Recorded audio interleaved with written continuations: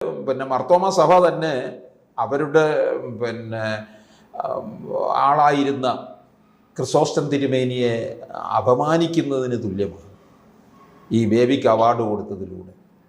അദ്ദേഹം ഈ വലിയൊരു മതേതര സ്വഭാവമുള്ള ആളായിരുന്നു, അറിയാം. ശബരിമല തീർത്ഥാടന കാലത്ത് അദ്ദേഹം കാത്തിരിക്കും, എനിക്ക് ശബരിമലയിൽ നിന്ന് അരവണ വേണമല്ലോ എന്നും പറഞ്ഞു. അങ്ങനെയൊക്കെയുള്ള ഒരാളാണ്. അപ്പോൾ പിന്നെ ഇദ്ദേഹത്തെക്കുറിച്ച് അറിയാവുന്നവർ ഈ അവാർഡിനെ എന്തായാലും എതിർക്കും. ക്രിസോസ്റ്റം തിരുമേനിയെ മനസ്സിലാക്കിയിട്ടുള്ളവരാണ് ഇവിടെ എം.എ. ബേബിക്ക് അവാർഡ് കൊടുത്തതിനെ എതിർക്കുമെന്നുള്ളതാണ്. അപ്പോൾ സൂക്ഷിച്ചും കണ്ടുമൊക്കെ നടക്കുക. കഷ്ടകാലം പല വഴി വരാം, അവാർഡ് രൂപത്തിലും അത് വരാം എന്നുള്ളതാണ്.